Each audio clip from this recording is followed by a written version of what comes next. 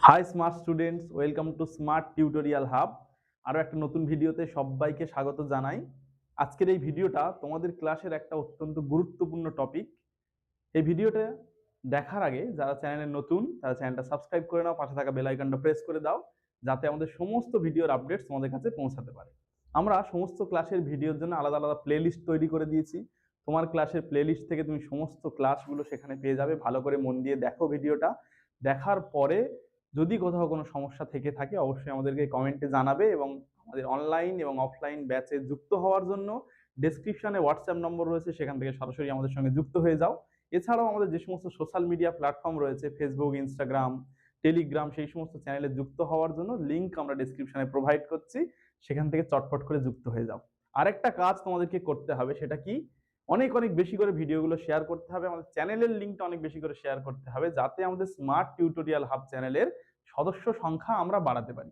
তাহলে আর কথা বাড়াবো না, সরাসরি তোমরা ক্লাসটা খুব মন দিয়ে দেখো এবং দেখার পরে সেগুলো নোট ডাউন করো প্রয়োজনীয় জায়গাগুলো। আর নোটস পাওয়ার জন্য আর ব্যাচে যুক্ত হওয়ার জন্য আমাদের সঙ্গে যোগাযোগ করো। আচ্ছা, আজকে প্রথম গল্প করাচ্ছি অদ্ভুত আতিথেয়তা। তাহলে আতিথেয়তা বলতে কি বোঝায় বলতো দেখি? অতিথি আগমন হলে নয়, অতিথি আমার বাড়িতে এলে বা ঠিক আছে আগমন হলে তাকে কি করব? আপ্যায়ন করাটা, এটাই হচ্ছে আতিথেয়তা। তো মনে কর এই সকালবেলা তোর বাড়িতে একজন এলো, তুই তাকে কি করবি? হ্যাঁ, বাড়িতে বসাবি, সকালের যেটা কর্তব্য সেগুলো টিফিন যেটা দেয়, চা বিস্কুট দেয়, এগুলো আমরা দেবো, তাই তো? তোরা কি তাই বক্তব্য? একই। কিন্তু বিদ্যাসাগর এখানে আতিথেয়তা বললো কি অদ্ভুত আতিথেয়তা, মানে কি, একটা অন্য রকম, যার মধ্যে এটা খুঁজে পাওয়া, মানে আমরা যে কথাটা এখন বললাম এই কথাটা তার মধ্যে খুঁজে পাবো না বা সেখানে খুঁজে পাবো না, তাই সেটা বলা হচ্ছে অদ্ভুত। কেন, সেটা গল্প প্রসঙ্গে গেলে তারপর বোঝা যাবে। তো তার আগে বিদ্যাসাগর সম্পর্কে একটুখানি কথা বলি। তাহলে বিদ্যাসাগর জন্মগ্রহণ করেছিলেন কোথায়? মেদিনীপুর জেলার বিশ্রীয় গ্রামে, তাই তো? তাহলে তিনি সেখানে জন্মগ্রহণ করলেন, কিন্তু সেখানকার মানুষরা শেষ মুহূর্তে, অর্থাৎ তার এত কিছু তিনি অবদান করে গেছেন, মনে কর বর্ণ পরিচয় যদি না আজকে তিনি লিখতেন, আমরা অ ক খ ভালো করে শিখতে পারতাম, আর অ ক খ না শিখলে কয়কার ক শিখি এগুলো আমাদের আসতো না, আজকের এই বই আমরা পড়তে পারতাম না, তাই তো? তাহলে সেই ক্ষেত্রে যেমন তুই যদি মাদ্রাসায় যাচ্ছিস তোরা কোরআন পড়ার জন্য, তাহলে প্রথমে কি ওইগুলো তো পড়তে হবে, তাই না? অ আ ক খ এগুলো শিখতেই হবে, আর না শিখলে কিন্তু আমরা ওগুলো পড়তে পারবো না। একই রকম ব্যাপার, আমাদের বর্ণ পরিচয় যদি না আসতো, বিদ্যাসাগর যদি না এটা লিখতেন, তাহলে হয়তো আমাদের বাংলা পড়া হতোই না। তো সেই ক্ষেত্রে বিদ্যাসাগর মহাশয় একদম শেষ সময়ে, অর্থাৎ তার একটু বয়স্ক যখন হন, সেই মুহূর্তে ওই মেদিনীপুরবাসীরা তাকে কিন্তু ভালো চোখে দেখেন। তাহলে তিনি কোন কোন দুঃখে এটা লিখলেন এই গল্পগুলো, তাহলে সেইটার কথাটা একটু বলতে চাইছি। তো সেক্ষেত্রে শেষ সময়ে বিদ্যাসাগরকে তার যে গ্রামে যিনি জন্মগ্রহণ করেছেন, যে এলাকায়, সেখানকার মানুষরা কিন্তু তাকে ভালো চোখে দেখতেন। কিন্তু তিনি দেখলেন পরপারে অন্য স্থানে তিনি যখন যান, শেষ মুহূর্তটা তিনি সেখানেই কাটিয়েছিলেন, তাহলে সেখানে যখন যান সেখানকার মানুষরা তাকে কি দেবতার মতো পূজা করত। অর্থাৎ আমরা যেমন আল্লাহকে বা ভগবানকে মানি, তাহলে তারা কিন্তু সেই মানুষটাকে সেই দেবতা রূপে পূজা করত। তাহলে আমরা যেটা মানি, আমরা হয়তো আল্লাহকে মানি বা কেউ হয়তো ভগবানকে মানে, তাহলে সেক্ষেত্রে কিন্তু আমরা কি পাবো, তারা কিন্তু মানুষ ছিল, তারা সবাই তো মানুষ। আমি হযরত মুহাম্মদের কথা বলি আর এদিকে শ্রীকৃষ্ণ যে বলি না কেন, তারা কিন্তু জন্মগ্রহণ করেছে। আমরা যেটা তাদের গ্রন্থগুলো পড়ে বুঝতে পারি, তারা জন্মগ্রহণ করেছেন, ছোট থেকে বড় হয়েছেন। তবে কি ছোট থেকে তাদের মধ্যে কিন্তু একটা আলাদা ভাব ছিল, আলাদা ভাব একটা ছিল, যে যীশু খ্রিস্ট বল, হযরত মুহাম্মদ বল, শ্রীকৃষ্ণ বল, প্রত্যেকের কিন্তু জন্ম থেকে একটা আলাদা রকম অনুভূতি তাদের ছিল। তাহলে তারা সেগুলোর জন্য পরবর্তী সময়ে তাদের কর্মের জন্য, তাদের কাজের তাগিদে, মানে যেমন কাজ করে গেছেন সেই কাজের পরিপ্রেক্ষিতে তারা কি একটা জায়গায় পৌঁছে গেছেন, আজকে আমাদের কাছে দেবতা হয়ে আছে। একই রকম যদি শ্রী রামচন্দ্রের কথা পড়ি, শ্রী রামচন্দ্র সে একই রকম, দশরথের বড় পুত্র, সে জন্মগ্রহণ করলো, জন্মগ্রহণ করার পর ধীরে ধীরে বড় হলো, তারপর জঙ্গলের মধ্যে গেল, মানে বনবাসে গেল, তারপর ঘটনাগুলো দেখে আমরা দেখি তাকে দেবতার রূপে পূজা করছে। কিন্তু সেক্ষেত্রে দেখলে কি হয়, বাস্তবিক পক্ষে কিন্তু রামের থেকে রাবণ পূজারী সবচেয়ে বড়, রাবণকে বেশি স্মরণ করা উচিত। কেন বলবো সেটা না, সেক্ষেত্রে বলতে গেলে মনে কর রামায়ণের কাহিনী যদি আমরা পড়ি, সেক্ষেত্রে দেখব রাবণ নিজের মৃত্যুর জন্য রামচন্দ্র যে অকালে দুর্গাপূজার আয়োজন করেছিল, তাহলে সেই পূজাতে অন্য কোনো পুরোহিত পাওয়া যাচ্ছিল না। কে পূজা করবে? একমাত্র রাবণই পূজা করবে, আর কেউ পূজা করতে পারবে না। তাহলে সেক্ষেত্রে কি, আমার যদি মনে কর যে সামনে এগিয়ে যাচ্ছি, ওখানে একটা বিশাল গর্ত মতো মানে গর্ত করে রেখেছে, আমি জানতে পারলাম, তাহলে জেনেও কি আমি দৌড়ে সেই রাস্তায় যাব, সেই গর্তের মধ্যে পরে আমার প্রাণটা হারাবো না? কিন্তু রাবণ গিয়েছিল। তাহলে কে বড় হলো? আমার মৃত্যু অবধারিত জেনে আমি তবু আগিয়ে গেলাম, তাহলে আমি বড় হব না ও বড় হবে? তাহলে সেক্ষেত্রে বিতর্ক থেকে থাকে। তাহলে তার দৃষ্টান্ত দিলে তবে আমরা বুঝতে পারবো না রাবণ উচ্চ না রাম উচ্চ, সেটা প্রসঙ্গ পড়ে যায়। তাহলে এক্ষেত্রে বিদ্যাসাগর কি করলেন, তিনি যখন অন্য স্থানে গেলেন আমাদের মেদিনীপুর ছেড়ে, সেখানকার মানুষরা তাকে দেবতা রূপে পূজা করলো, পূজা করে। তার তিনি এসছেন মানে তার যে আপ্যায়নটা অন্যরকম। তাহলে তিনি মেদিনীপুরে যখন ঢোকেন, মেদিনীপুরবাসীরা অন্যরকম, তিনি যখন অন্য স্থানে চলে গেলেন, সেখানকার মানুষরা আবার অন্যরকম ভাবে তাকে সেবা শুশ্রূষা করলে, তাকে যত্ন করলে। তাহলে দুটোর মধ্যে ফারাক। তাহলে সেই ফারাকটা বোঝানোর জন্য তিনি অনেক গল্প লিখে গিয়েছিলেন। তাহলে আখ্যান মঞ্জরি গল্পের মধ্যে তিনি অনেকগুলো গল্প লিখে গেছিলেন। এই গল্পটা যাওয়ার আগে আর একটা গল্প আমি করি, সেটা কি না, সভ্য আর অসভ্য। বিদ্যাসাগর লিখেছিলেন সভ্য অসভ্য নামে একটা গল্প, যেটা আমরা এর পুরানো সিলেবাসের মধ্যে ছিল, টেনে, এখন নেই। তো সেখানে দুটো মানুষের কথা বলেছে, মানে তুলনা করব কেন, এখানে দুটো মানুষের কথা বলেছে তোদের এই পাঠ্য বইতে অদ্ভুত আত্মীয়তা, আর ওখানেও দুটো মানুষের কথা বলেছে। তাহলে সেক্ষেত্রে কি সভ্য আর অসভ্য মানে কি, একটা ভালো আর একটা খারাপ। তাহলে সেক্ষেত্রে কে ভালো কে খারাপ আমি গল্পটা করলে তোরা বিচার করে বলবি। তো এক সময় এক ব্যক্তি, তিনি ওই রৌদ্রের মধ্যে হাঁটতে হাঁটতে, একটা সাদা চামড়ার মানুষ, মানে যে মানুষটি হেঁটে যাচ্ছেন তিনি কালো চামড়ার মানুষ, রেড ইন্ডিয়ান। আর আরেকজন মানে যিনি যাত্রাপথে যেতে যেতে প্রচুর অসুস্থ হয়ে পড়েছেন, মানে এত পরিমাণে ঘাম ঝরছে, জল পিপাসা পেয়েছে, খিদেও পেয়েছে, নিজের কাছে কিছু নেই। তাহলে তখন তিনি এক বাড়িতে গিয়ে সামনাসামনি, মানে অনেক দূর হেঁটে যাচ্ছেন, তো পাশে একটা বাড়ির দরজা দেখে টোকা মারলো, বাড়িতে কেউ আছেন? তাহলে বাড়ির লোক অনেকক্ষণ পরে বেরোলো, আচ্ছা আমি অনেকটা দূর হেঁটে এসেছি বা অনেকটা পথ হেঁটে এসেছি, আমার প্রচন্ড খিদে পেয়েছে, তেষ্টা পেয়েছে, জল পিপাসা পেয়েছে, আপনি কি আমাকে একটু জল দেবেন? তাহলে যে ব্যক্তির বাড়িতে গেল সে ফর্সা চামড়ার মানুষ, মানে ইউরোপিয়ান। তাহলে তখন তিনি জানালেন, তোর জন্য কি আমি খাবার প্রস্তুত করে দিয়েছি? হ্যাঁ, যখন বলবি, যখন আসবি দিতে হবে, আমি তোর খাবার দিতে পারবো না। দরজাটা বন্ধ করে দিল। তাহলে এটা কি আতিথেয়তা? না। তো উপরওয়ালা দেখছেন কিন্তু ঠিক। তাহলে আমরা দেখি সুখ দুঃখ চক্রাকারে ঘোরে। আজকের আমার দুঃখ, আজকের ওর সুখ, ওর সুখটা একদিন কিন্তু দুঃখে পরিণত হবে, আমার সুখটা, আমার মানে দুঃখটা একদিন সুখে পরিণত হবে। এই জন্য বলে সুখ দুঃখ চক্রাকারে ঘুরছে। কারণ কি, ভগবান বা আল্লাহ এগুলো পরীক্ষা নেন। কেন নেন না, মানুষের জীবন যদি একই রকম থাকে, তাহলে সে কিন্তু অত্যাচারী হয়ে উঠবে। আর যে মানে প্রচুর অর্থের অধিকারী, সে অহংকারী হয়ে উঠবে। তাহলে সেই জন্য একটু ওঠানামা করালে তাহলে কিন্তু দিকটা ভালো থাকে, তার মধ্যে ভালো ভাবটা ফুটে থাকে। তাহলে সেই জন্য উপরওয়ালা দেখছে। তাহলে এবার দেখলো এক সময় সেই ব্যক্তিটি খাবার পেল না, চলে গেল। তাহলে উপরওয়ালা চক্রাকারে দেখলো তুই ওকে তাড়ালি, আমি ওর জায়গা তোকে উপস্থিত করবো। তাহলে সেটা কি হলো, এক সময় ওই ইউরোপিয়ান ব্যক্তির ইচ্ছা হলো আমি জঙ্গলে শিকার করতে যাব, হরিণ শিকার করতে যাব। তাহলে তার সঙ্গী সাথী যারা মানুষজন, তাদের সাথে জঙ্গলের মধ্যে গেল। তাহলে জঙ্গলের মধ্যে গিয়ে দেখা গেল বেশ সন্ধ্যা হয়ে আসছে, পথ হারিয়ে ফেলেছে। এবার সবাইকে চিৎকার করে ডাকছে, আমি পথ হারিয়েছি, আমাকে নিয়ে যা। জঙ্গলের মধ্যে কে কাকে খুঁজবে, আর অন্ধকার হয়ে আসছে, তাহলে কেউ কারো সাড়া পেল না। তাহলে তখন সেই ব্যক্তিটি ভয় হতে লাগলো, কি করবো এবার, কি করব। তাহলে আমরা দেখি অন্ধকার হলেও যদি সেখানে মানুষ চলাচল করে, সেই রাস্তাটা কিন্তু হালকা হালকা বোঝা যায়, অন্ধকার হলে একটু আবছা আবছা সাদা বোঝা যায়। তাহলে ওই জঙ্গলের মধ্যে থেকে ওই পথ অনুসরণ করে আগিয়ে যেতে থাকবে। এইবার আগিয়ে গিয়ে দেখলো একটা পর্ণকুঠি, অর্থাৎ সেই ব্যক্তিটা যাকে সে দূর দূর করে গালিগালাজ দিয়ে তাড়িয়ে দিয়েছিল, ও কিন্তু চিনতে পারেনি। অর্থাৎ সেই ব্যক্তিরা সেখানে পর্ণকুঠি, অর্থাৎ বনে জঙ্গলে যেহেতু বাস করে, পাতার ছাউনি টাউনি, দড়ি নেই, সেই লতা পাতা দিয়ে বাঁধা, সেরকম একটা ঘর করে তার মধ্যে তিনি বসবাস করেন।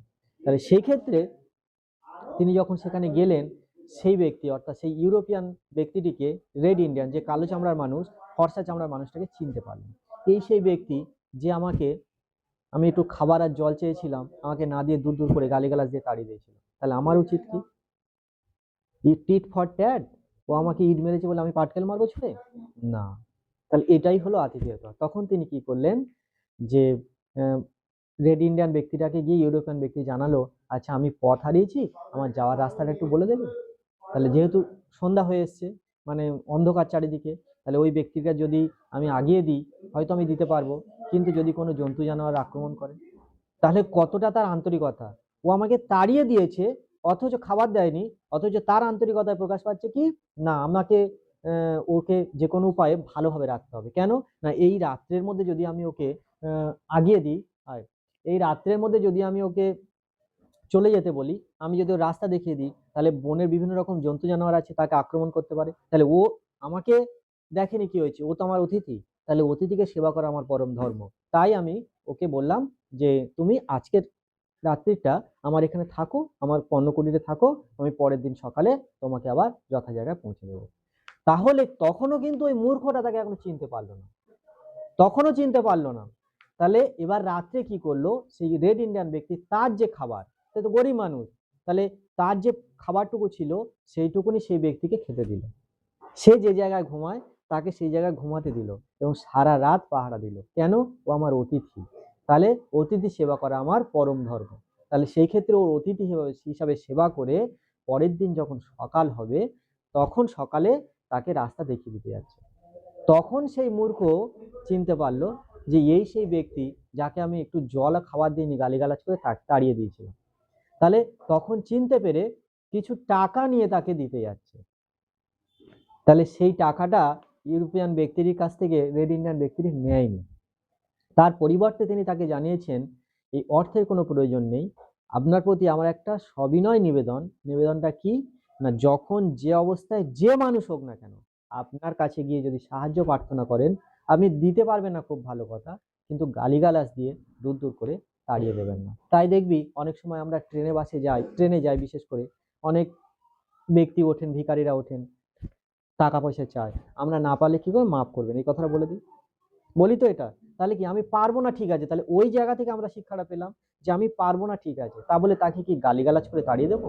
এটা কিন্তু আমাদের মানুষের পক্ষে উপযুক্ত নয়। তাহলে এখানে আতিথেয়তাটা কেমন ভাবে হলো, অন্যরকম হলো। একই গল্প, এখানে তিনি দুই রকম সেনাপতির কথা বলেছেন, একটা কি আরব সেনাপতি আর একটা হলো মুর সেনাপতি। তাহলে ওই একই রকম দৃষ্টান্ত নিয়ে দুই পরিবারের মধ্যে কিন্তু গন্ডগোল ছিল। একসময় আরব সেনাপতির সঙ্গে মুর সেনাপতিদের সংগ্রাম বেঁধেছিল, যুদ্ধ বেঁধেছিল। সেই যুদ্ধে এক পক্ষ আরেক পক্ষকে পরাজিত করেছিল এবং তার পূর্বপুরুষদের মেরে দিয়েছিল। তাহলে স্বাভাবিকভাবে দুই পক্ষের মধ্যে রাগারাগি, তাই তো? কিন্তু যদি আমরা দেখে থাকি ফান্দে পড়িয়া বগা কান্দের সিনেমাটা দেখে থাকবে, এগুলো শিক্ষা দেয় এখানে। সেখানে যে পরিবার, যে নায়ক, তারা কিন্তু ওই পরিবারের শত্রু, তাহলে কিন্তু সেই নায়কই এসছে ওদের বাড়িতে, অথচ ওরা ওকে খুঁজে বেড়াচ্ছে যে কোন ব্যক্তি যে আমাদের শত্রু, তাহলে তাকে আমরা খুন করবো, এই এলাকায় ঢুকছে, খবর পেয়েছে এলাকায় ঢুকছে। আর যখন কি হয় দেখবি যে যে মানুষটার সঙ্গে আমরা সাক্ষাৎ করতে চাইছি সে এসে আমাকে জিজ্ঞেস করছে, অথচ আমি তাকে চিনতে পারি, কারণ কোনোদিন তো দেখিনি। তাহলে সেই ক্ষেত্রে ওই সিনেমার মধ্যে আমরা পাবো যে নায়ককে মারার জন্য দুই ভাই গিয়েছে, অথচ সেই নায়ক এসে তাদের কাছে জিজ্ঞেস করছে আমরা এই বাড়িতে যাব কোথায়, কোন রাস্তায়, তাহলে সে রাস্তা দেখিয়ে দিল, অথচ জানলো না এই সেই ব্যক্তি যাকে আমি কোপানোর জন্য যাচ্ছি, মারার জন্য যাচ্ছি। তাহলে সেক্ষেত্রে কি হলো, ওই ব্যক্তি ঘরের মধ্যে প্রবেশ করলো, আর ওদের বৈশিষ্ট্যটা কি, যখন চৌকাঠটা টপকে ঘরের মধ্যে ঢুকে যাবে সে আর কিন্তু শত্রু হবে না। তাই দেখবে এই সিনেমার মধ্যে দেওয়া আছে যে বাইরে বেরোনোর জন্য এরা জোর করে ঠেলে দিতে চাইছে, বাইরে তুই বেরিয়ে যা, আর বাইরে অপেক্ষা করছে দা কুড়ুল নিয়ে তাকে কোপ দেওয়ার জন্য, মারার জন্য, অথচ সে বেরোতে পারছে না, কারণ বাইরে গেলেই বিপদ। তাহলে ওই জন্য সিনেমাটার নাম দিয়েছে ফান্দে পড়িয়া বগা কান্দেরে। তো যাই হোক, এখানে মধ্যে চলে আসি। এখানে আরব সেনাপতি আর মুর সেনাপতি, এই দুটো প্রসঙ্গ আছে। তাহলে এক সময় ওই মুর সেনাপতি মানে খিদে তেষ্টায় কাতর হয়ে ওই আরব সেনাপতির ওখানে এসে উপস্থিত হয়। তাহলে তার ঘোড়া ফোড়া নিয়ে এসে তাহলে আসার পর সেই ব্যক্তির সঙ্গে আরব সেনাপতি বেশ ভালো ব্যবহার করে তার কুটিরে নিয়ে গেছে। তাহলে তার কুটিরে নিয়ে গিয়ে তাহলে এবার স্বাভাবিকভাবে দুজনের মধ্যে গল্প হবে, কথোপকথন হবে। তাহলে কথোপকথন হতে হতে বোঝা যাচ্ছে আরব সেনাপতি বুঝলো এই সেই ব্যক্তি যার পরিবারের মানুষজন আমার পরিবারের মানুষকে হত্যা করেছে। তাহলে এবার কি করব, একে কোপ দেওয়া উচিত, মারা উচিত। কিন্তু তিনি সেই মুহূর্তে নিজেকে সংযত করলেন। কেন? ইনি আমার অতিথি। তাহলে অতিথেয়তা বিষয়ে ওই ব্যক্তিরা খুব কিন্তু সজাগ। কেন সজাগ? না, যে অবস্থায় যে ব্যক্তি আসুক না কেন, যদি সে আমার অতিথি স্বরূপ আমার ঘরে এসে উপস্থিত হয়, সে যতক্ষণ না আমার গণ্ডি পেরিয়ে যাচ্ছে ততক্ষণ কিন্তু আমি তাকে পাহারা দেওয়ার ব্যবস্থা করব। তাই জন্য তিনি কি করলেন, ওই আরব সেনাপতি তাকে কথোপকথন করতে করতে বুঝতে পারলেন যে এই ব্যাপারটা, তখন তিনি ঠিক করলেন যে আমাকে একে বুঝতে না দিয়ে এই মুহূর্তে এই জায়গা থেকে আমার চলে যেতে হবে, কারণ আমি রাগ সম্বরণ করতে পারছি না, রাগটা আমি সামলাতে পারছি না। তখন তিনি কি বললেন, আচ্ছা তুমি রাতের খাবার টাবার খাও, বিশ্রাম নাও, সুস্থ হও, আমার একটু অসুস্থ বোধ লাগছে, আমি একটু অন্য জায়গায় যাচ্ছি, আমি পরের দিন সকালে তোমার সাথে এসে দেখা করবো। তাহলে কেমন ভাবে মানে গল্পের আকারে অর্থাৎ ছলনার আকারে তার থেকে বেরিয়ে যেতে চাইলো। কেন বেরিয়ে যেতে চাইলো? কারণ এক্ষুনি যদি আমি রাগ সম্বরণ না করতে পারি, ওকে হত্যা করতে পারি। অথচ আমাদের পূর্বপুরুষদের রীতি কি আছে, যে অবস্থায় যে ব্যক্তি আসুক না কেন, তোমার শত্রু হলেও কিন্তু তাকে তিনি অতিথি হিসাবে ভালো করে সেবা করতে হবে। তাহলে অদ্ভুত কথাটা কেন এলো, ব্যাপারটা কেন এলো, আরেকটু পড়ি, তারপর অদ্ভুত কথাটা বলবো। চলে আয়।